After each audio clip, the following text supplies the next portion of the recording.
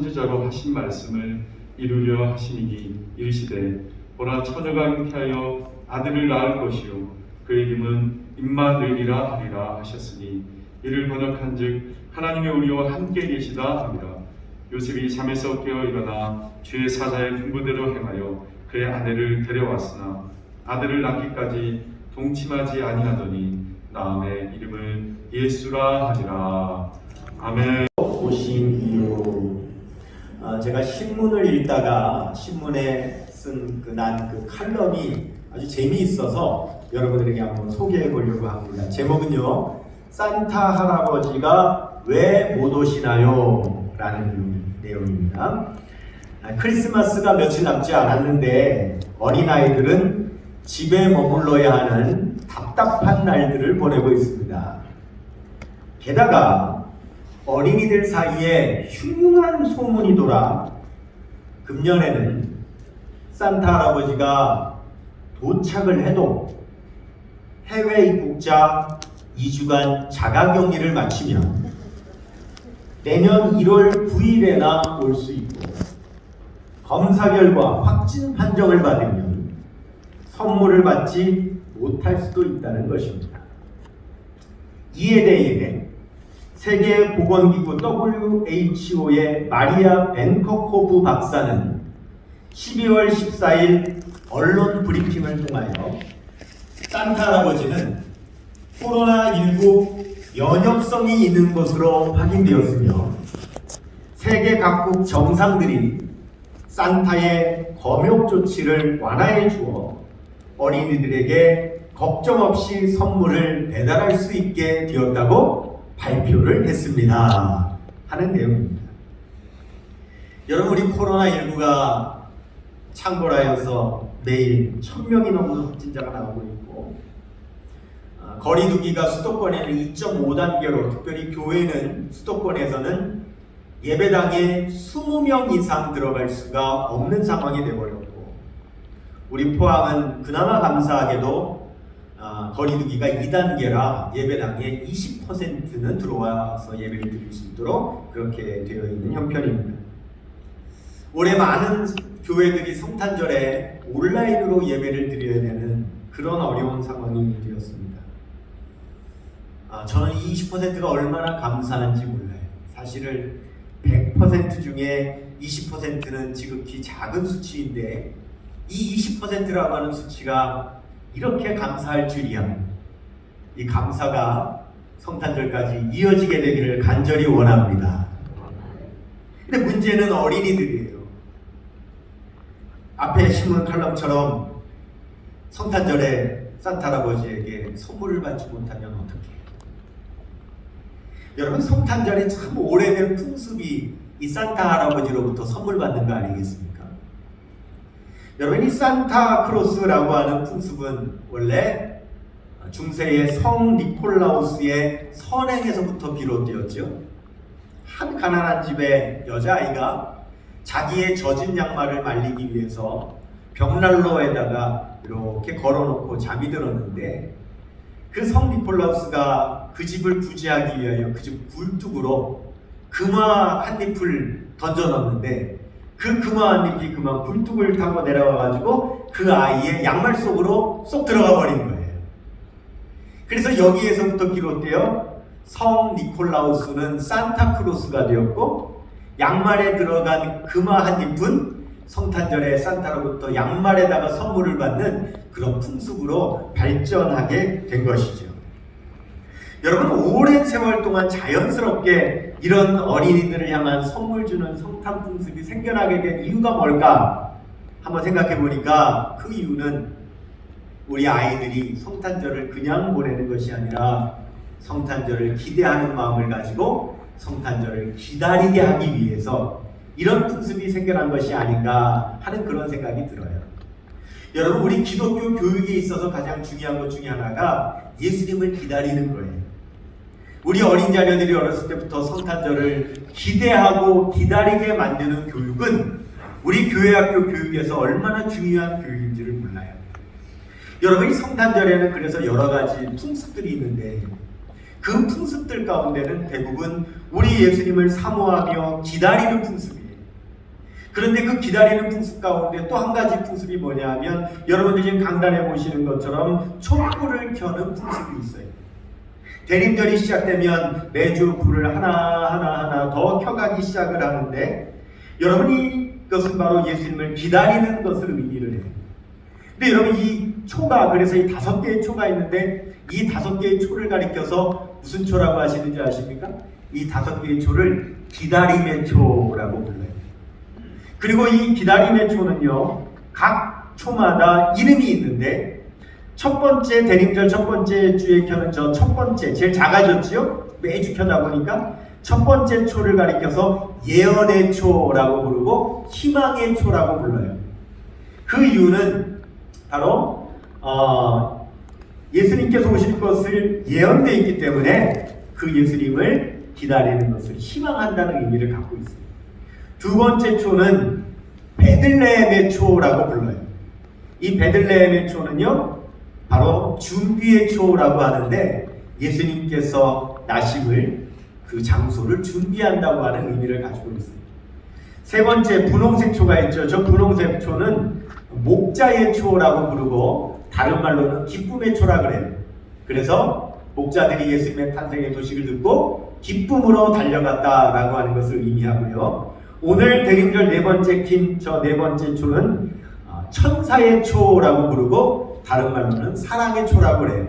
바로 예수님 탄생하셨을 때 천군 천사가 우리 주님을 찬양한 그 찬양을 상징하는 거예요. 그리고 마지막 흰 초는 바로 거룩하신 아기 예수 그리스도를 상징하는 거예요. 여러분 이 초를 켜는 풍습은 그렇게 오래된 풍습은 아니에요. 이 풍습은 1842년에 독일의 요한 힌리 비헤른이라고 하는 목사님이 고아원을 운영을 했는데 그 라우에 하우스라고 하는 고아원에서 그 예배당 안에 처음으로 성탄절을 기다리는 촛불을 켜기 시작하면서 이 촛불 켜는 풍습이 지금 이제 전 세계의 풍습이 된 것이죠. 여러분 이렇게 성탄절은 바로 우리 예수님을 기다리는 그 기다림으로 충만합니다.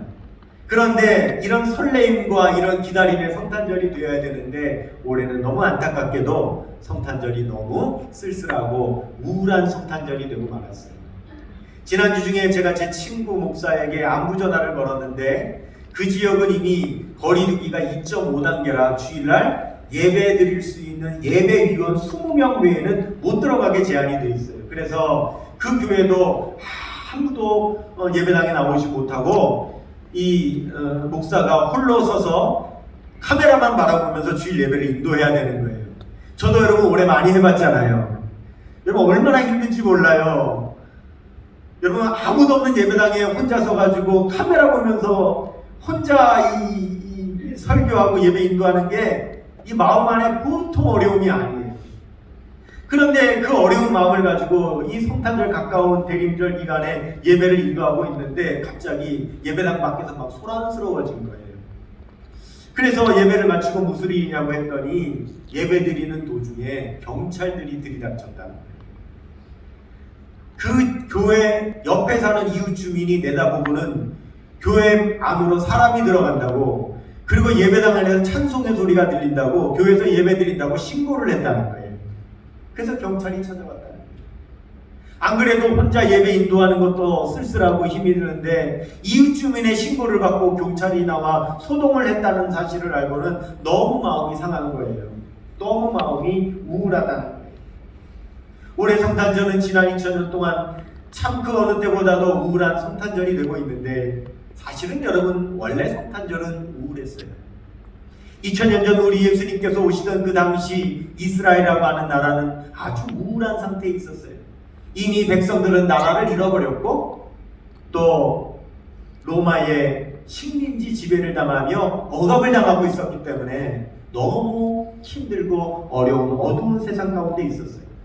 이미 다윗 왕가의 그 왕조는 끊어져 버렸고 이방 사람 에돔족 속에 돈 많은 부자 헤롯이 돈을 싸들고는 로마 황제에게 찾아가 이스라엘의 왕권을 돈을 주고 사와서 허울 뿐인 왕노릇을 하고 있는 그런 상태가 이스라엘의 상태였어요. 얼마나 백성들이 우울했는지 몰라요. 그런 어두운 가운데 있을 때에 그 어두운 가운데 한 줄기 별빛이 빛났어요. 바로 동방박사들을 예수님 탄생한 곳으로 인도하는 그런 별빛이 나타난 거죠. 그때 동방박사들이 별을 따라서 예루살렘으로 와가지고는 이렇게 말하는 것이요. 유대인의 왕으로 나신 이가 어디 계시냐? 우리가 동방에서 그의 별을 보고 그에게 경배하러 왔노라. 여러분, 그 소리를 듣고는요, 예루살렘 모든 사람들이 다 소동했다 그랬습니다. 마태복음 2장 3절 읽겠습니다. 시작. 헤롯 왕과 온 예루살렘이 듣고 소동한지라. 이게 무슨 말입니까? 우리가 기다리던 메시아가 정말 온 거야? 아니, 어떤 사람들이 메시아가 태어났다고 그러는데 정말 태어난 거야? 갑자기 술렁거리기 시작합니다. 어떤 술렁거림입니까? 메시아 탄생에 대한 기대와 희망과 소망의 술렁거림이 예루살렘에 퍼지기 시작했던 거예요. 여러분, 혹시 소망이라고 하는 단어를 아세요? 네. 그러면 여러분, 희망이라고 하는 단어를 아세요? 아시죠? 그럼 여러분 물어볼게요. 희망과 소망이 같은 뜻일까요? 다른 뜻일까요? 국어사전을 찾아보면 희망이나 소망은 전혀 다른 뜻이 없대요. 같은 뜻이라는 거예요. 그런데 특이하게도 여러분, 우리 성경에 보면 성경 안에는 같은 뜻이라고 하는데 희망이라고 하는 단어보다는 소망이라고 하는 단어가 압도적으로 많아요. 대부분의 이 뜻을 희망보다는 소망이라고 하는 단어로 번역했어요. 희망은 한 20구절 정도 될까요? 근데 소망은요, 거의 80구절 이상입니다. 왜 희망보다는 소망이라고 하는 말로 더 많이 번역을 한 것인가? 그 이유는 이 백석대학교의 총장을 지낸 신학자 최갑종 박사라고 하는 분이 이런 말을 했어요. 희망이라고 하는 말은 사람을 통해서 무엇인가가 이루어지기를 기대하는 내용은 희망이라고 번역을 했고, 하나님을 통해서 이루어지기를 기대하고 원하는 것이 있을 때는 소망이라고 하는 단어로 번역을 해놨다는 거예요. 그 차이라는 거예요. 그러니까 성경에는 사람이 뭔가에서 이루어지기를 원하는 희망보다는 하나님께서 역사하셔서 이루어지기를 원하는 소망이 훨씬 더 성경 안에는 많이 있다라고 하는 거죠.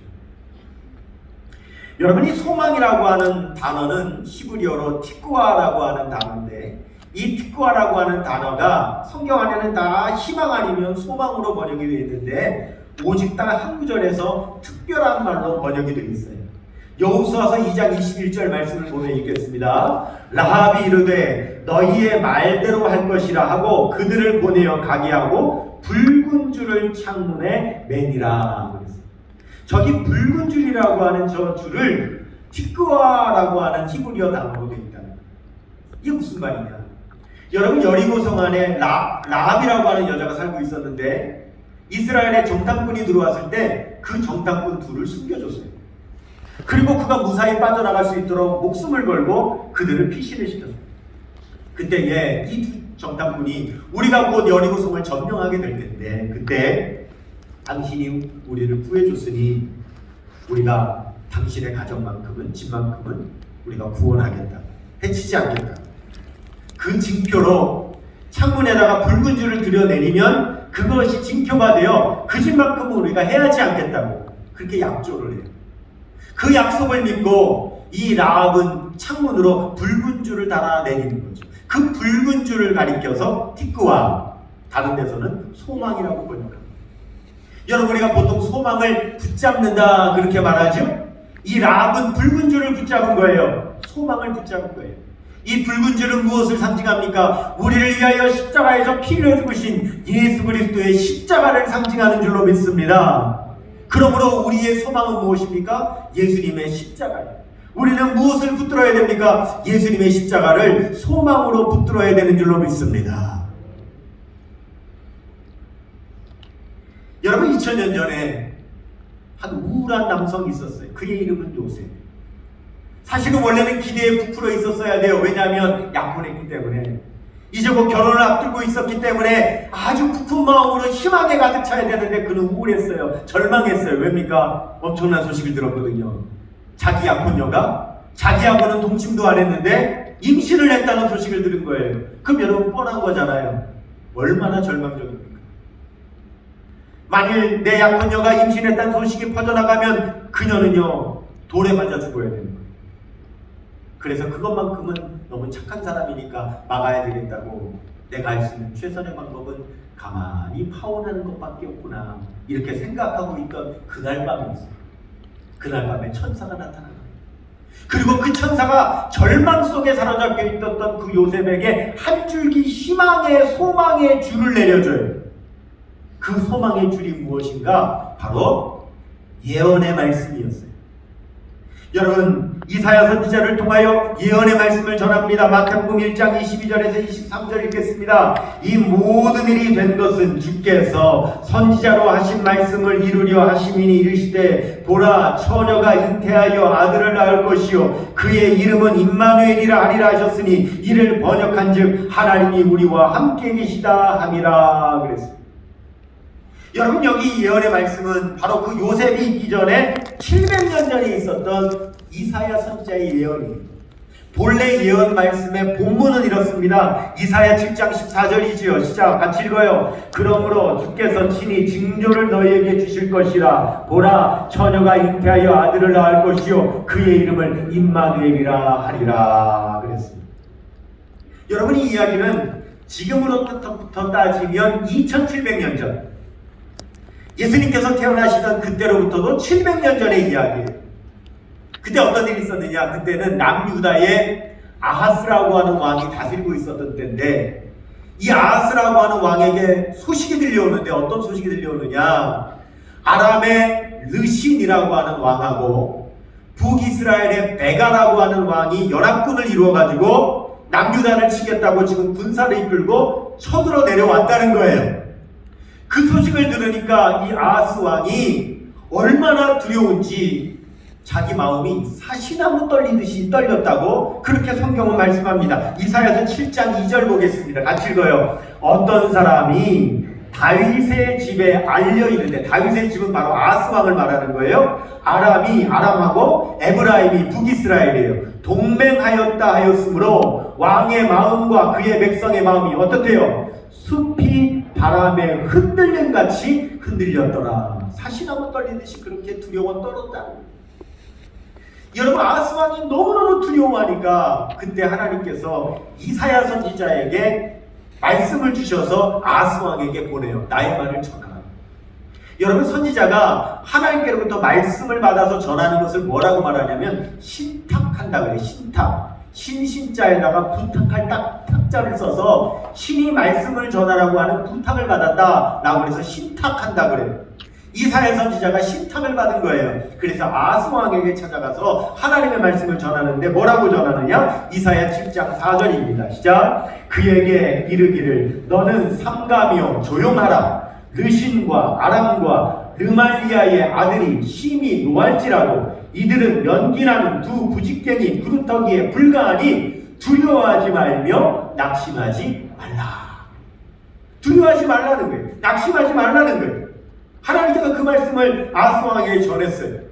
그리고는 뭐라고 말씀하시냐? 이어서 7장 9절에 보면은요, 에브라임의 머리는 사마리아요 사마리아의 머리는 르마리아의 아들이니라. 만일 너희가 굳게 믿지 아니하면 너희는 굳게 서지 못하리라 하시니라. 하나님 뭐라고 하시는 거예요? 믿으라는 거예요. 지금 너를 쳐들어온 저 연합군은 부식갱이에 불과하다. 나무 조각에 불과하다.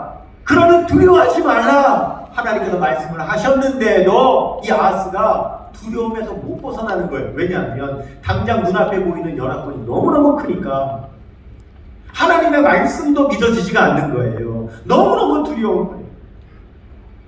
그래서 하나님께서 이사야 선지자를 통해서 징조를 주시는 거예요. 두려워하지 않게 하시기 위해서 징조를 주시는데 그 징조가 바로 여러분 이사야 7장 14절입니다. 시작. 그러므로 주께서 친히 징조를 너희에게 줄 것이라. 보라 처녀가 잉태하여 아들을 낳을 것이요 그의 이름을 임마누엘이라 하리라.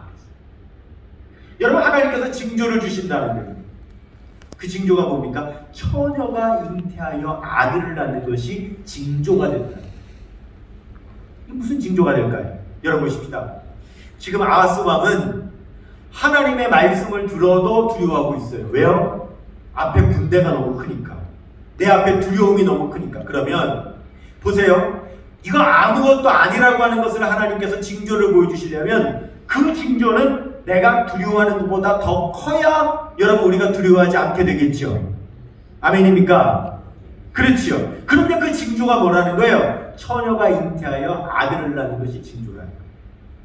즉 처녀가 잉태하여 아들을 낳는 게 별게 아닌 게 아닌 거예요. 여러분 처녀가 잉태하여 아들을 낳는 것은 역사상 없었어요. 그런 기적은 없는 거예요. 그런데 하나님께서 그 기적을 징조로 보여주시겠다는 거예요. 왜요? 그거는 지금 내 앞에 있는 군대보다도 어마어마하게 큰 일이라는 거예요. 그러니까 두려워하지 말라는 거예요. 그 징조가 뭐냐? 처녀가 잉태하여 아들을 낳을 것인데 그 아들에게 이름을 주시는데 그 이름이 어떤 이름이라고요? 임마누엘이라고 하는 이름을 주신다. 여러분이 임마누엘이라고 하는 이름은요, 이사야서에서는 그 뜻이 안 나와요. 그런데 그 뜻을 오늘 마태복음 1장에서는 천사가 요셉에게 해석을 해주는 거예요. 그 이름의 뜻이 뭡니까? 마태복음 1장 23절입니다. 시작. 보라, 처녀가 잉태하여 아들을 낳을 것이요 그의 이름은 임마누엘이라 하리라 하셨으니 이를 번역한즉 뭐라고요? 하나님이 우리와 함께 계시다 하니라. 여러분 처녀가 잉태하여 아들을 낳으니 그 이름이 임마누엘이라 하리라. 그 이름이 하나님께서 우리와 함께 하신다는 거예요. 하나님께서 주신 징조가 뭐예요? 하나님께서 우리와 함께 하신다. 여러분 아람 군대와 북이스라엘 군대가 연합으로 있어요. 그러지만 두려워하지 말라는 거예요. 그럼 부식행이라는 거예요. 왜요? 누가 함께 하시니까? 하나님이 함께 하시니까. 여러분 하나님께서 함께 하시는 징조를 주시는데 하나님 앞에는 여러분 그 큰 군대가 부식행기밖에 안 되는 줄로 믿습니다. 그러니까 그렇게 말씀을 하시죠. 여러분 놀랍지 않아요? 처녀가 잉태하여 아들을 낳는다는 것도 말할 수 없는 큰 기적인데 그 아들이 누구라는 거예요? 하나님이시라는 거예요. 세상에 이렇게 큰 징조가 어디 있어요? 이렇게 위대하고 큰 여러분 기적이 어디 있어요? 그 징조 앞에는 이 세상에 그 어떤 두려움도 아무것도 아닌 것이 돼버린다는 거예요. 여러분 혹시 살면서 가장 큰 소리 무슨 소리 들어보셨습니까? 대포 소리 들어보셨습니까? 천둥 소리 들어보셨습니까? 아니면은 뭐 지진 소리 들어보셨습니까? 뭐 어떤 소리 가장 큰 소리 들어보셨습니까? 어떤 분이 저한테 이렇게 얘기하더라고요. 그분이요 자기는 세상에서 가장 큰 소리 들어봤는데 언제 들어봤냐? 본인이 어느 순간에 뇌출혈이 온 적이 있었대요. 뇌혈관이 터진 거죠. 뇌혈관이 터지는 순간 머리 안에서 자기가 지금까지 들어보지 못한 엄청나게 큰 소리가 나대요. 여러분 작은 핏줄 하나가 터지는데 자기 이 머리 안에서 어마어마하게 큰 뽕 하는 소리가 들리더라고요. 여러분 요한계시록에 보면 하나님께서 마지막 때 하나님의 역사를 나타내실 때 음성과 우레와 지진을 주신다고 하셨어요. 요한계시록 8장 5절 말씀을 보면 같이요 천사가 향로를 가지고 제단불을 담아다가 땅에 쏟으며 우레와 음성과 번개와 지진이 나더라. 어마어마하게 큰 소리가 들린다. 하나님께서 마지막 때 역사하실 때 왜 이렇게 큰 소리를 주십니까? 이 세상의 그 어떤 일보다 하나님께서 하시는 역사가 훨씬 더 크다는 것을 나타내시기 위해서 어마어마하게 큰 소리를 주십니다. 아람과 이스라엘 연합군의 그 북이스라엘 연합군의 군대가 얼마나 크면 하나님께서 두려워하지 말라는 말씀을 주셔도 믿지 못하고 두려워 떠는 아하스 왕에게 하나님께서는 징조를 주시는데 임마누엘의 징조를 주셨어요. 그 임마누엘의 비밀이 오늘 마태복음에서 풀린 거예요. 천사를 통하여 풀린 거예요. 그 임마누엘의 뜻이 뭐라고요? 하나님이 우리와 함께 계시다. God is with us. 하나님께서 우리와 함께 계신다. 여러분 하나님께서 우리와 함께 하시면 우리가 겪는 그 어떤 두려움도 여러분 두려움이 되지 않는 줄로 믿습니다. 아멘. 우리 앞에 있는 그 큰 어려움도 하나님께서 함께 계시면 여러분 부식행위에 지나지 않는 줄로 믿습니다. 아멘. 다윗은요 어려서 양을 칠 때는 들판에서는 곰과 사자를 만났다 그랬어요. 그가 전쟁터에 나갔을 때는 골리앗을 만났다 그랬어요. 그가 왕궁에서는 자기를 죽이려고 하는 사울 왕을 만났다 그랬어요. 하지만 다윗은 두려워하지 않았어요.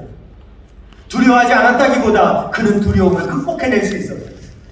왜 그럴 수 있었습니까? 여러분, 다윗이 자기 앞에 있는 큰 어려움이 있었지만 어려움을 아무리 만나도 그가 두려움을 극복해낼 수 있었던 이유는 바로 다윗에게 임마누엘의 신앙이 있었기 때문이에요. 하나님께서 우리와 함께 하신다는 신앙이 있었기 때문에 다윗은 두려워하지 않았던 거예요. 여러분, 너무너무 잘 아시는 시편 23편이 어떻게 됩니까? 여호와는 나의 목자시니 내게 부족함이 없으리로다. 그가 나를 푸른 풀밭에 누이시며 쉴만한 물가로 인도하시는도다. 내 영혼을 소생시키시고 자기 이름을 위하여 의의 길로 인도하시는도다. 내가 사망의 음침한 골짜기로 다닐지라도 해를 두려워하지 않을 것은 뭐예요? 주께서 나와 함께 하심이라. 주의 지팡이와 막대기가 나를 안위하시나이다. 할렐루야.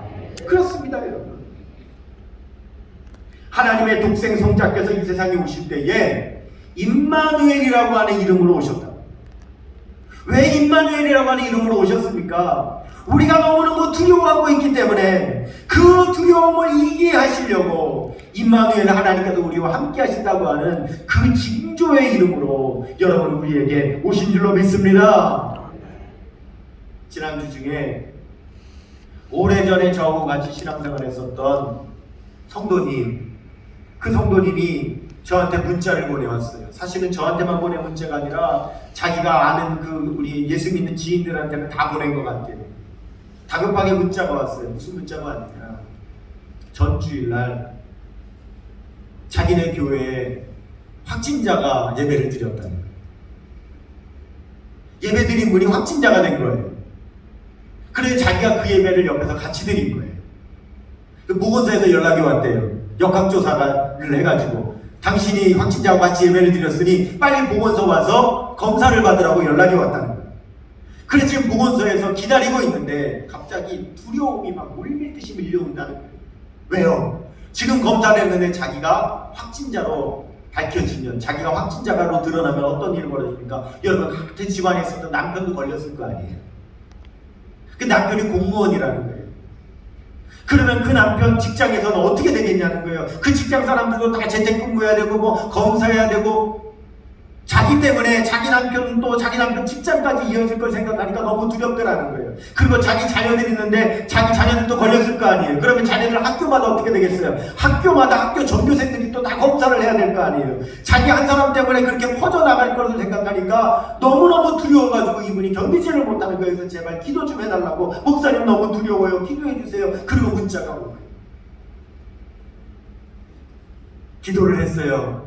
그리고 바로 다음날 검사 결과가 나왔는데 음성으로 나왔어요. 자기뿐만 아니라 그날 예배드렸던 교회 모든 성도들도 다 음성이 나온 거예요. 그분이 얼마나 기뻤든지 보건소에서 문자가 오더라고요. 뭐 아무개 검사하신 분 음성으로 판명났습니다라고 문자가 오는데 그걸 아예 캡처를 해가지고 보내줬어요. 목사님 저 음성이래. 왜? 나 하나 음성이 됐으니까 남편도 걱정 없고 자녀도 걱정 없고 그 다음에 다 걱정이 없어졌잖아요. 그 결과 나올 때까지 너무 두려웠다. 여러분, 두려움은 멀리 있지 않아요. 두려움은 우리 옆에 가까이 있어요. 만약 여러분 우리의 삶에 두려움이 없다면 우리 예수님께서 이 세상에 임마누엘로 오시지 않으셨습니까? 예수님께서 왜 임마누엘로 오셨습니까? 왜 하나님께서 우리와 함께 하신다는 이름으로 오셨습니까? 우리에게 두려움이 있기 때문에, 그 두려움을 극복하게 하시려고, 그 두려움을 이겨내게 하시려고 우리에게 임마누엘의 이름으로 오신 줄로 믿습니다.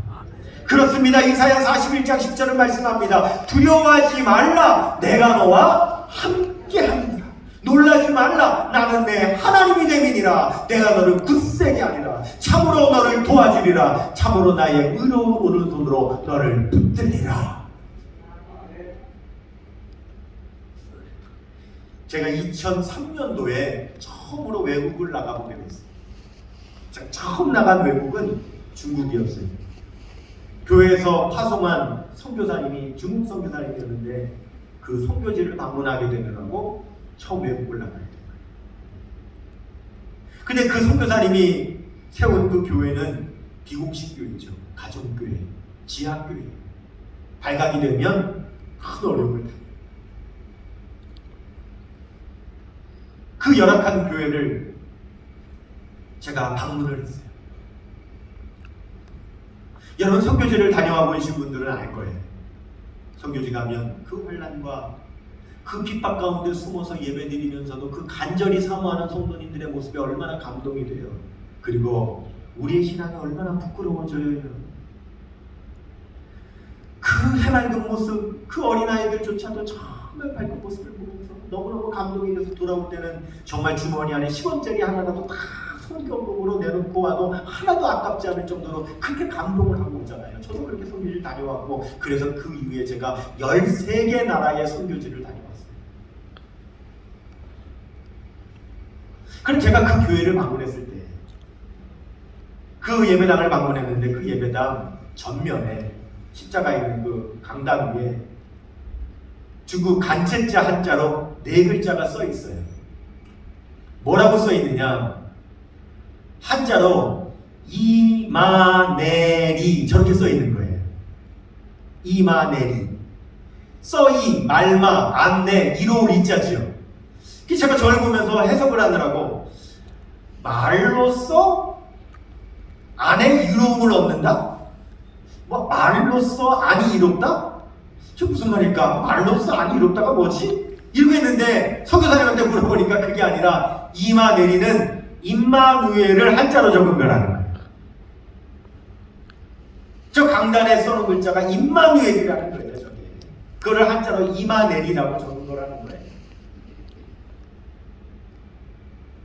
그 앞에 우리 그 성도 가정이 아코디언을 하면서 특송을 하는 사진 이제 제가 찍은 건데, 여러분 보세요. 공산당의 핍박, 공안의 감시를 피하여 믿음을 지키는 여러분, 그들이 두려움을 극복할 수 있는 비결이 어디 있느냐? 하나님이 우리와 함께 하신다는 것. 그 임마누엘의 신앙이 있기 때문에 그들이 믿음을 지킬 수 있는 거였어요. 그리고 선교지 방문을 마치고 돌아왔지요. 그리고 1년이 채 안 됐는데 그 선교사님이 돌아왔어요. 저를 찾아왔는데 눈물을 뚝뚝 흘리면서 울먹이면서 목사님 죄송해요. 이렇게 저 파송해 주시고 많은 선교비도 후원해 주시고 하셨는데 그만 제가 추방당했어요. 예배 드리고 있는데 공안이 들이닥쳐서 모든 성도들이 다 붙잡혀갔다는 거예요. 구금당에 있다는 거예요. 자기는 외국이니까 추방되어서 나왔는데 성도들은 지금 다 구금되어 있다는 거예요. 목사님 죄송해요. 목사님 죄송해요. 목사님께 열심히 죄송하다. 그분과 이야기를 나누는데 그 선교사님이 그래요. 붙잡혀가는 순간에 그 성도님들이 이렇게 말하더래요. 선교사님한테. 선교사님 걱정하지 마세요. 임마누엘 하나님이 우리와 함께 하시잖아요. 선교사는 추방당하면 그만입니다. 하지만 그 안에 성도들은 잡혀가면 어린아이들까지 다 잡혀갔는데 어떻게 될지 모르는 거예요. 그런데도 그들은 도리어 선교사님 걱정을 하면서 자기는 걱정하지 말라고. 왜? 임마누엘이 하나님 함께 하시니까. 여러분, 만약 우리에게 임마누엘의 이름을 주시지 않으셨다면 우리가 어떻게 됐을까요? 우린 지금보다 훨씬 더 많은 두려움에 휩싸여 있었을 거예요. 하지만 임마누엘의 이름이 있기 때문에, 하나님께서 우리와 함께 하시기 때문에 우리는 두려움 가운데도 절망하지 않고 우리 앞에 닥친 두려움이 부직갱이같이 하나님 앞에 아무것도 아니라고 우리가 오늘도 이겨내며 극복하며 승리하는 그런 신앙생활을 하고 있는 줄로 믿습니다. 성탄절에 임마누엘의 신앙으로 오신 그 예수 그리스도의 이름, 여러분 하나님께서 우리와 함께 하시는 그 이름으로 승리하시는 우리 모든 성도님들 다 되시기를 주님의 이름으로 축원합니다. 아멘. 우리 모두 자리에서 일어나셔서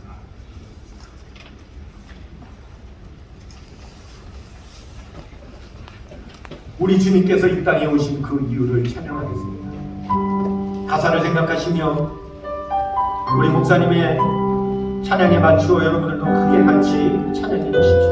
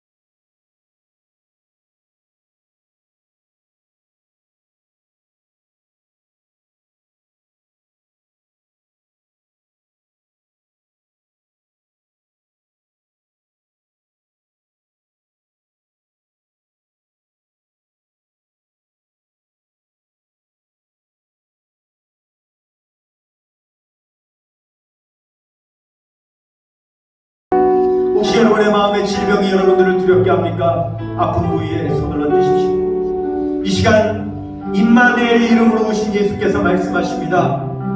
하나님께서 우리와 함께 하십니다. 하나님께서 우리와 함께 하심으로 우리는 그 어느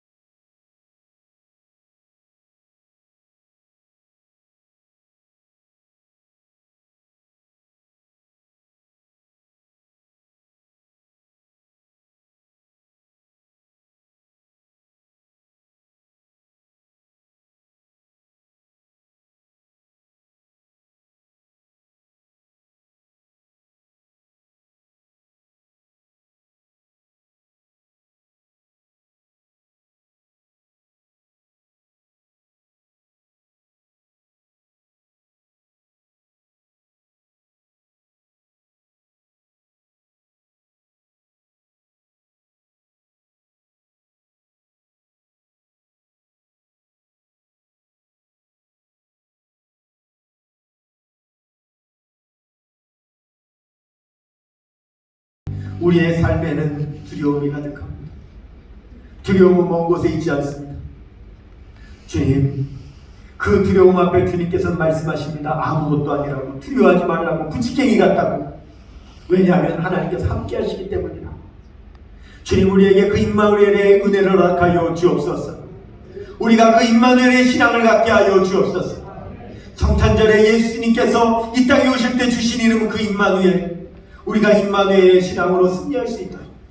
이 시간 하나님 마음에 두려움이 있습니까? 나사렛 예수 그리스도 임마누엘의 이름으로 명하오니 모든 두려움은 사라질지어다. 아멘. 모든 삶의 문제는 해결될지어다. 아멘. 모든 유황의 결박은 풀어질지어다. 아멘. 나사렛 예수 그리스도 임마누엘의 이름으로 명하오니 손을 얹고 기도하는 모든 아픈 부의 통증은 사라질지어다. 아멘. 모든 질병은 치유될지어다. 아멘. 지금은 우리의 구주가 되시는 예수 그리스도의 은혜와 하나님 아버지의 극진하신 사랑하심과 성령님의 가마감동 인도 교통하심의 역사가 임마누엘의 은혜를 주시고 임마누엘의 이름을 주시며 임마누엘의 신앙으로 승리케 하시는 우리 주님을 의지하여 우리의 두려움을 떨쳐내고 믿음으로 승리하기를 소망하는 주의 백성들의 삶과 가정을 도와몬된 교회 위에 이제로부터 영원토록 함께 하시기를 간절히 축원하옵나이다. 아멘.